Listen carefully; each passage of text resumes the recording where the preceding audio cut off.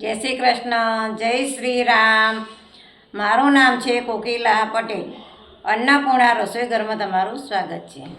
ચાલો આજે આપણે બનાવીએ શાહી પનીરની સબ્જી. તો તમે આ વિડીયો એન્ડ સુધી જોતા રહેજો. ચાલો આપણે ઘી ગરમ કરવા મૂક્યું છે અને આપણે આ પનીરના આ રીતના ચોરસ ટુકડા કરી દીધા છે. હવે આપણે આના ફ્રાય કરી લઈશું. તો એની માટે આપણે બધા ટુકડા પેનમાં આ રીતે નાખી દઈશું. હવે આપણે આમાં થોડું લાલ મરચું નાખીશું,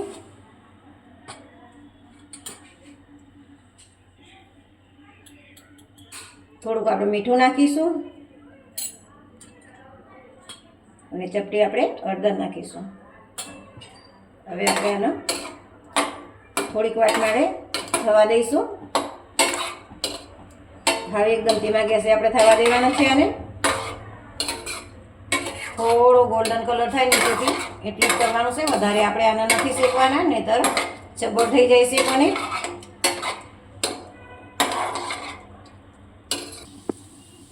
ચાલો આપણે પનીરના ટુકડા સરસ થઈ ગયા છે. જુઓ થોડા ગોલ્ડન બ્રાઉન જેવા થઈ ગયા છે. તો હવે આપણે આને કાઢી લઈશું. ચાલો આપણે પનીર શેકેલું હતું એમાં આપણે 4 મોટી ચમચી તેલ લઈશું. તેલ આપણે થોડું ગરમ થવા દઈશું. ચાલો આપણું તેલ ગરમ થાય છે ત્યાં સુધી આપણે સૂકા મસાલા જોઈ લઈશું. તો એના માટે આપણે એક ચક્રફૂલ લીધું છે, તમાલપત્ર, 3 નંગ આપણે લવિંગ લીધા છે, ઇલાયચી, જીરું. ચાલો આપણું તેલ ગરમ થાય છે ત્યાં સુધી આપણે સૂકા મસાલા જોઈ લઈશું. તો આપણે તમાલપત્ર લીધું છે, એક ચક્રફૂલ લીધું છે, આપણે 2 કટકા આપણે સૂકું મરચું લીધું છે, આપણે જીરું લીધું છે, 3 નંગ આપણે લવિંગ લીધા છે, ઇલાયચી. કાળા મરી આપણે આખા લેવાના હોય પણ અમને ઓછા ગમે છે એટલે આ કાળા મરીનો ભૂકો લીધો છે. 1 ઇંચ જેટલું આપણે તજ લીધું છે. ચાલો આપણું તેલ ગરમ થઈ ગયું છે તો આપણે સૂકા મસાલાનો વઘાર કરી દઈશું. ગેસ આપણે એકદમ ધીમો જ રાખવાનો છે અત્યારે. હવે આપણે આમાં લસણ નાખી દઈશું. લસણ થોડો કલર બદલાય ત્યાં સુધી આપણે સોતે કરવાનું છે આને.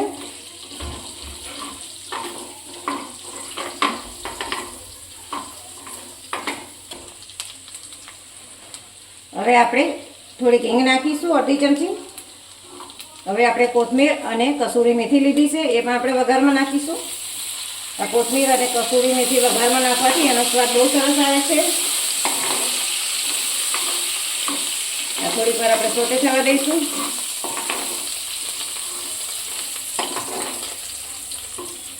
હવે આ ચોપર કરેલી આપણી ડુંગળી નાખીશું. ડુંગળીનો કલર ચેન્જ થાય ત્યાં સુધી આપણે આ રીતે શેક્યા કરીશું ડુંગળીને. આપણે ડુંગળી સોતે થાય ત્યાં સુધી આપણે ગેસ થોડો ફાસ્ટ રાખ્યો હતો. હવે આપણે મીડિયમ ગેસ કરી લીધો છે. હવે આપણે મસાલા કરીશું. આપણે કશ્મીરી લાલ મરચું 1 ચમચી નાખીશું. 1 ચમચી આપણે ધાણા જીરું નાખીશું. અડધી ચમચી આપણે હળદર પાવડર નાખીશું અને આને મિક્સ કરી લઈશું.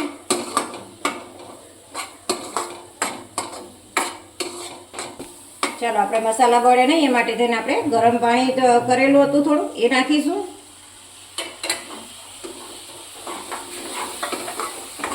હવે આપણે આનો થોડીક વાર થવા દઈશું.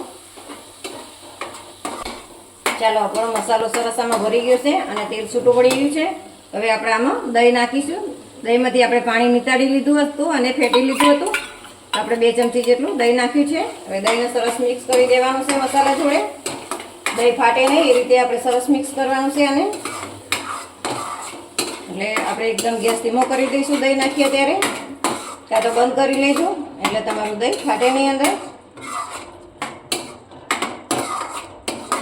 જો સરસ દહીં મિક્સ થઈ ગયું છે. હવે આપણે આમાં ટામેટા પ્યુરી નાખીશું.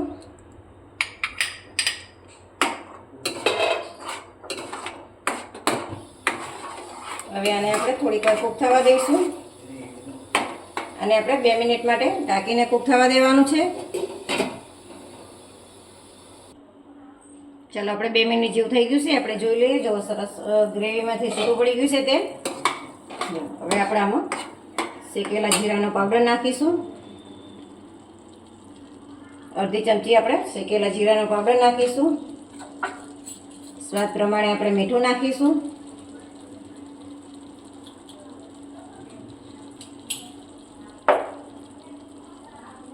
ચાટ મસાલો નાખીશું. અને આપણે આ પનીરની સબ્જીનો મસાલો નાખીશું 1.5 ચમચી જેવો. હવે આપણે આને મિક્સ કરી લઈશું. ચાલો હવે કાજુ અને મગજતરીના બીની આપણે પેસ્ટ બનાવી લીધી હતી એ નાખીશું. તમે આની જગ્યાએ ઘરની તાજી મલાઈ પણ નાખી શકો છો. આપણે આ દૂધમાં પેસ્ટ બનાવેલી હતી. હવે આને આપણે મિક્સ કરી લઈશું.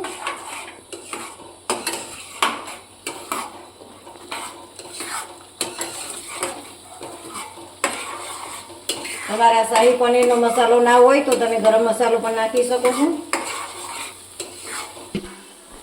ચલો આપણે મસાલામાંથી તેલ છૂટું પડી ગયું છે. સરસ મસાલા આપણા કૂક થઈ ગયા છે. હવે આપણે 1 નાની ચમચી ખાંડ નાખીશું આમાં. હવે આપણે આને ગ્રેવી બનાવવા માટે થઈ આપણે પાણી નાખીશું. આપણે જે મસાલાની વાટકી હતી એમ જ આપણે પાણી નાખેલું છે એ નાખ્યું છે. આપણે મિક્સર જારમાંથી કાઢેલું પાણી છે એ થોડુંક નાખીશું. ગ્રેવી તમારે જોવે ઘટે એ પ્રમાણે પાણી નાખવાનું છે તમારે.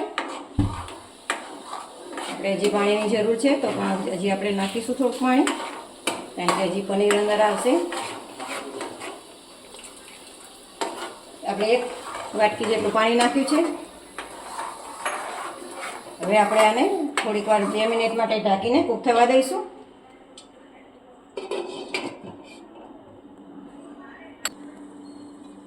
ચલો 2 મિનિટ જેવું આપણે થઈ ગયું છે. હવે જોઈ લઈએ. જો આપણી સબ્જી સરસ રેડી થઈ ગઈ છે.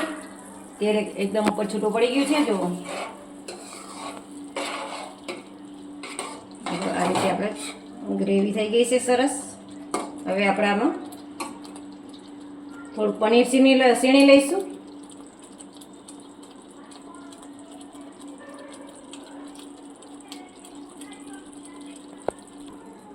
ચલો આપણે પનીર આ રીતે સીણી લીધું છે. હવે આપણે બટર નાખીશું. 1 મોટી ચમચી આપણે બટર નાખીશું. હવે આપણે આને મિક્સ કરી દઈશું અને થોડીક વાર બટર અને પનીર ભળે ત્યાં સુધી આપણે આને કૂક થવા દઈશું. ચાલો હવે આપણે પનીર નાખીશું. પનીરને આપણે મિક્સ કરી દઈશું અને પનીરમાં મસાલો ભરે એ માટે થઈને આપણે 1 મિનિટ માટે રહેવા દેવાનું છે.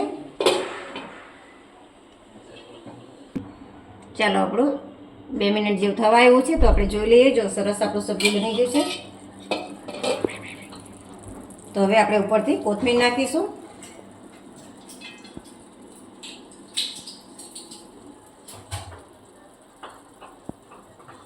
ચલો આપણું શાહી પનીર તૈયાર છે.